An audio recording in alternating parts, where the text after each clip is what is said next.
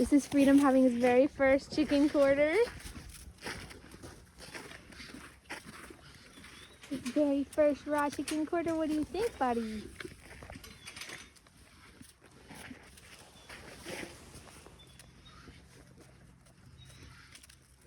Reasons why to own a giant puppy, or why not to own a giant puppy. We are at the kennel. Freedom was so excited to come see his friends. And he, of course, came to say hi to them. And I negotiated for him to get his very first raw chicken quarter all to himself. So I held off on feeding him raw for a little while, but I have been giving him some kitchen scraps while I'm cooking. I mean, like the chicken scraps from like the fatty pieces and stuff when I'm cooking for the family. And he's eaten them, loved them, and did fine. So I figured it was time that he could have his very first actual chicken quarter.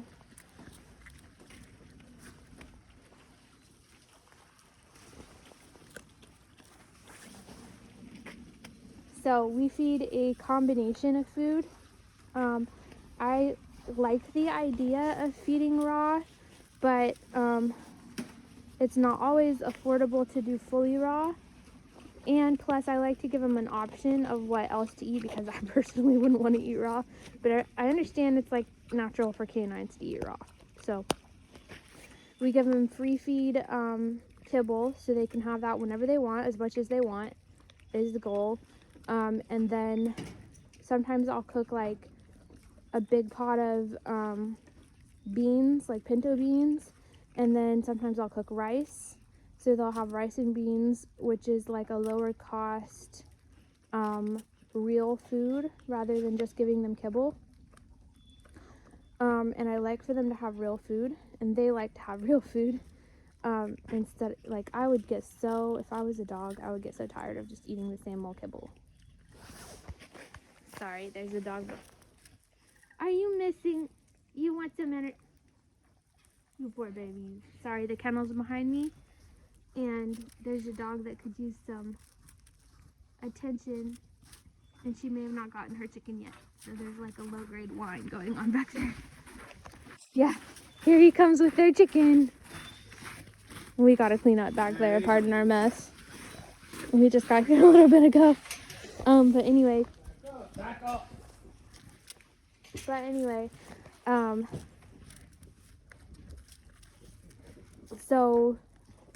So we feed a base of like the very best, but affordable kibble that I can find. I feed Diamond Naturals.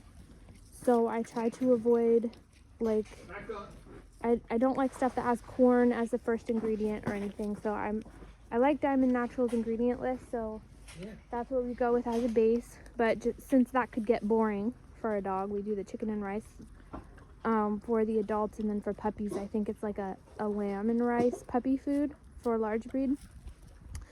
So on top of that is to balance out what we're going to give them next, some beans and rice, which are lower cost real food alternative to kibble. And then on top of that, we go to a local store, I think it's like Mennonite owned or something. I can't tell you for sure, but I think it is. It's called Davies, and they have a sale on meat very regularly.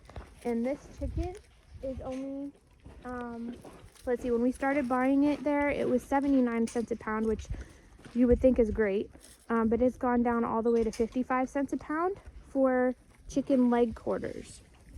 And the trick with this is that you shouldn't give a dog cooked chicken bones because they can splinter and then like hurt them on the inside. But if it's raw, the dogs can eat the bones and be just fine, and it's actually good for them to have the nutrients. So they can eat raw bones. Raw is completely fine. So we do the chicken quarters, and it's only 55 cents a pound. So that's your muscle needs right there. Is he eating it? Yeah, but it's sort of like Like if he were eating a pig ear, like he's got to challenge himself to actually get it down. Yeah. But he's chewing on it. Yeah, I think he might be getting cold. We'll have to get back in the car. I just didn't want him to have this big of a piece of raw chicken in my house and then drag it all over the floor. 'Cause, so what am I saying? Okay, so 55 cents a pound I thought was wonderful. So we got them 3 boxes of chicken this month. So that's like 60 pounds of raw chicken. Now, I'm not a full expert on feeding raw. I haven't like gone completely raw yet with their diets, but I do know that if you feed completely raw, you're supposed to do a certain percentage. I want to say it's like 10, give or take, of organ meats. I want to say it's like 10 to 30% or something. And then I know you're supposed to put some fish in there. So I have some canned mackerel picked out, which I probably in the future will buy to help balance out the fish, the stuff that they need from fish. And then I figure in the future we'll probably buy some like chicken gizzards and maybe hearts for the organ meat. And I need to rerun my pricing calculation to see if we can just fully switch away from kibble. But even if we could do that financially, I think I would still like to keep some kibble as free feed, because I like to know that that if a dog is skinny, they still have the option to eat as much as they want. Like I want to know I'm not starving my dog. So like for example, do I need to do the Heimlich on you, buddy?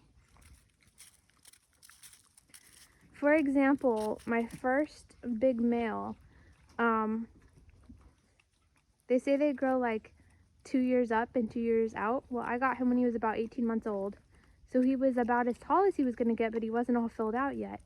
And so he looked really skinny for a while, even though I gave him all the food that he wanted. So they can go through this awkward stage, and I want to make sure that like they have all the food that they want. Are you giving them all that chicken? Yeah. They're so little. There's tons of it. It's your lucky day. Sorry for our mess, by the way. And I don't feel like picking it up right now, so. Anyway, when you're done eating, we can get back in the warm van, buddy. I think.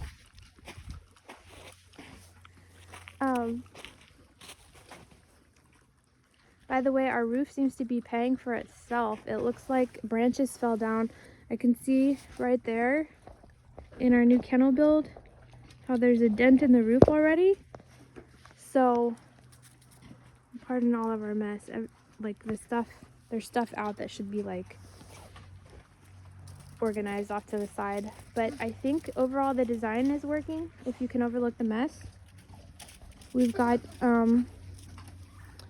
a tin roof up over like their living rooms.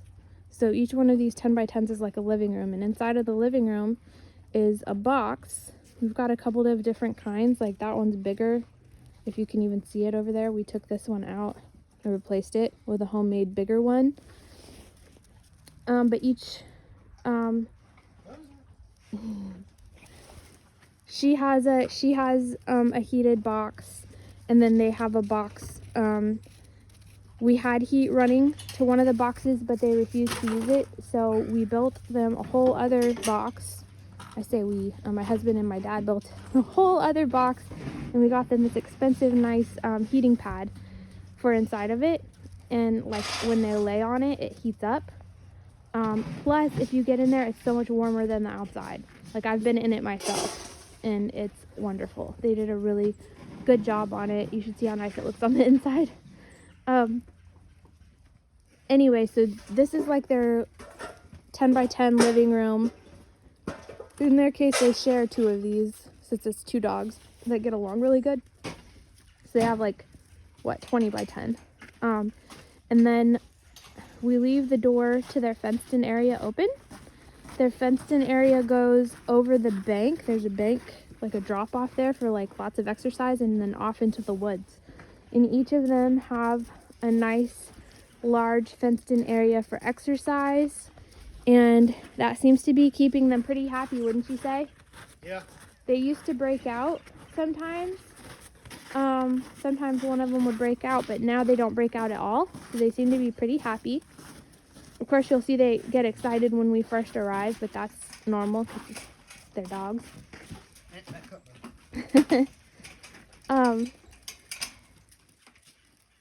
And oh, apparently he liked that chicken. Yeah. Anyway, so they have like a nice big fenced in potty yard beyond the little 10 by 10 section that you see up here, and they have full access to that. So it's basically indoor outdoor on 2 levels. So there's the heated box, which is then covered by another roof, and this floor here is sand, and it's working really nicely. It's a nice like soft place for them to lay, and I guess it may not stay completely dry because like if some snow or rain drives in from the sides or whatever, but like we don't have to shovel it out, which is nice because it keeps the majority of the snow off of it. So they always have a nice little yard living room where they can hang out, and that's where their food and their water goes. So it's not next level bougie, but it's really effective, and I'm pretty pleased with it. I'm not pleased with our mess right now, but I don't have the energy to pick it up. I'm so sorry. What you doing, buddy? And we could like close in a little bit of it with tarping or boards. Okay, I think he's cold. I think we're gonna call it. We're gonna get back in the van. So anyway, they have like indoor, outdoor, heated living space, and they have access to the outside to run around and play to their heart's content without us having to let them out, which I think is really nice. And they also have friends right there, so that if we can't be here, they also have like other animals to keep them company. This little guy doesn't though. We're all he's got. So we've got him on, let's see. We're doing something really clever with him. We brought him home from a fantastic kennel. Oh, you found the other chicken. We just got it today, so it's not all been frozen yet. Oh, you like that? Oh. So yeah, here, after we buy the chicken, we have to bag it up and freeze it individually so that it doesn't all glom together, which is the gross part. He's taking it over there to eat in front of his friends. Oh, wow. Can you believe that?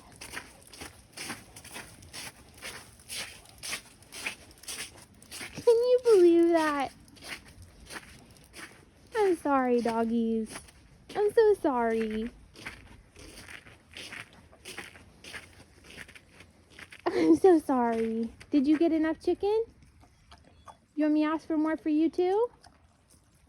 Hey babe, how much chicken did you give the big ones?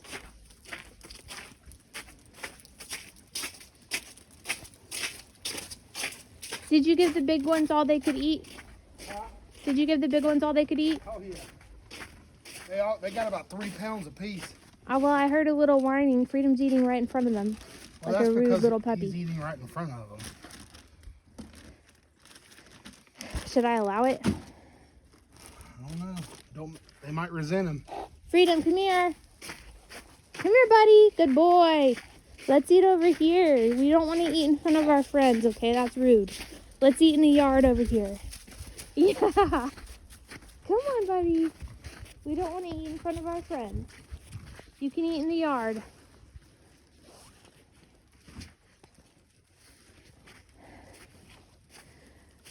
I also want to be careful with raw meat not to feed them too much at once because I don't want them getting bloat.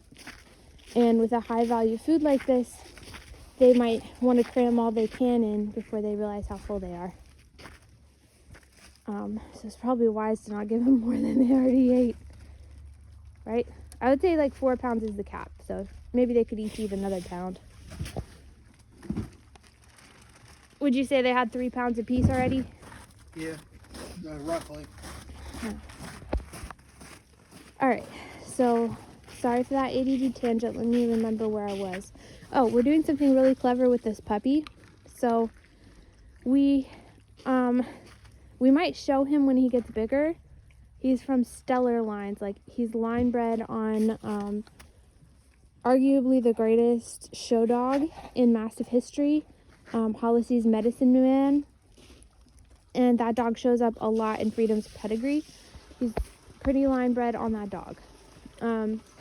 And he's obviously going to be just a gorgeous dog when he's full grown. He's only about 4 months old right now, and he's already, let me see if I can get a shot where I compare him to my husband. 65 pounds right now. Like, see how big he is compared to my husband? So imagine him 4 times this size. Yeah, you like that chicken, don't you, Wiggle Butt? At 4 months, this is how big he is. I call him Wiggle Butt. Wiggle Butt. Okay, size comparison, how big he is at 4 months compared to a grown man. Come here. And what would you say? Are you like 300 pounds, babe? Yeah, unfortunately. Come here, Freedom.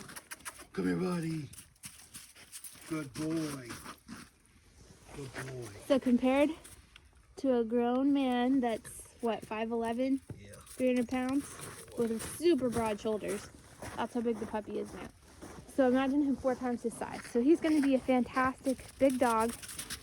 We specifically got a puppy that would grow to be large because our girls, especially Zuri, is particularly large, and our stud can't reach. We don't want to have that problem with the next stud, and he's going to be the next stud. So he's going to be growing large, and so that means he's going to be needing to live at the kennel. He's going to need to live at the kennel. So here's our strategy. We needed him with us when he was little to train him because he's going to be a possible show dog. And you want that kind of dog to be like potty trained if you have to take him on trips.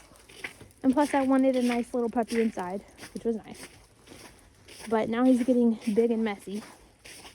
And so the first thing was banning him from the carpet upstairs. He used to be able to like go wherever we went with us.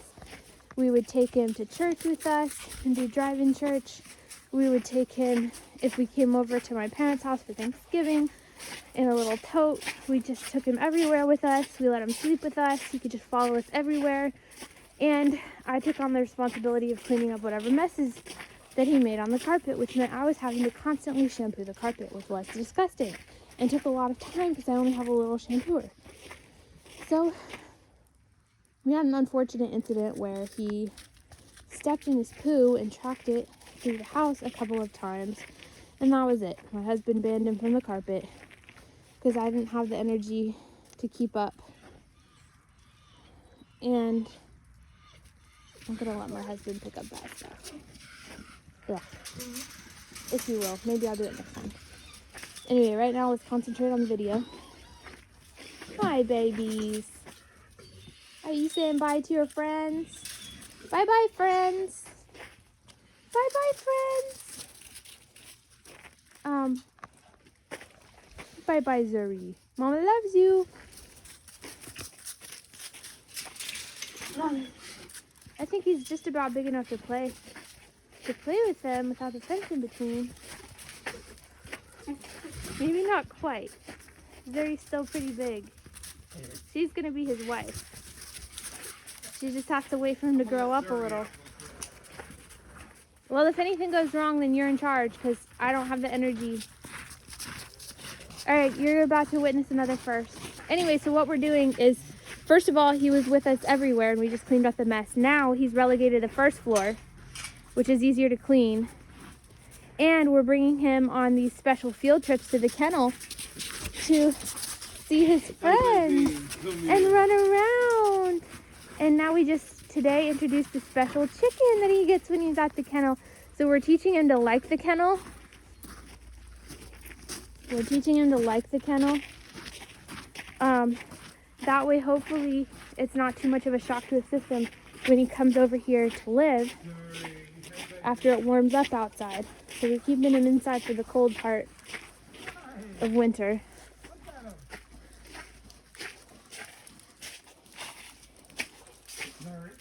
That's your husband after he grows up. He's still a minor though, so no husbanding right now. He's gonna be your husband.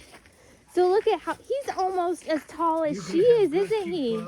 He's only 4 months old. Uh-oh, she's not your mom. She's gonna be your wife, buddy. Stop looking at those. Go get the leash. Back up. What leash? The leash in the car. Freedom. Come here, little Freedom. Freedom, buddy. Freedom. I got roped into this.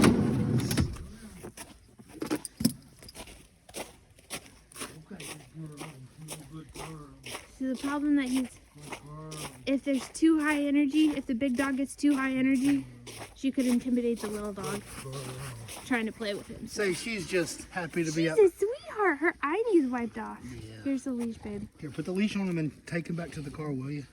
You want me to take him back to the car? Yeah, because well, here. Come on, Zari, get him. Let's go. Settle up. Wait. Settle up. Wait.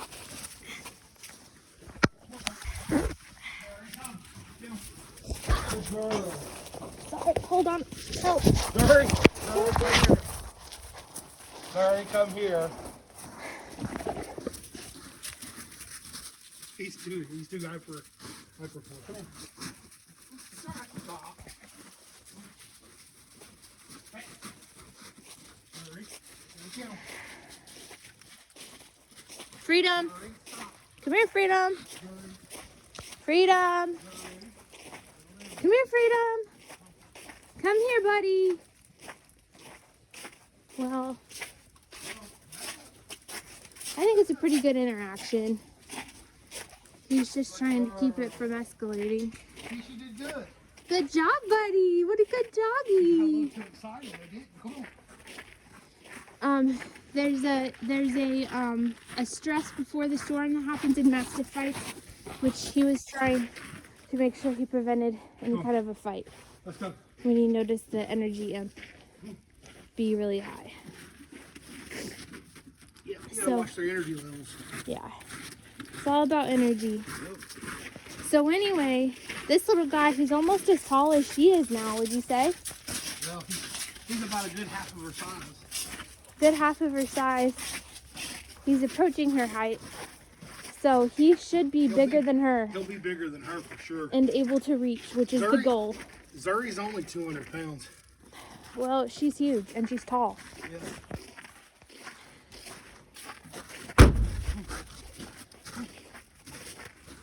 And anyway, so I think this is like clever because it's teaching him to like the kennel and it's teaching him to ride in the car. You should have seen how excited he was to come here. Don't eat that chicken back there either. Did you leave chicken back there? Yeah, I left How can it. you expect him not to eat it? I bagged it up. I That's hope he not doesn't super eat it. reasonable. Back up, buddy. Alright. Back up. Other than me having to clean a whole bunch of stuff, I hope you guys enjoyed this video. Have a nice day.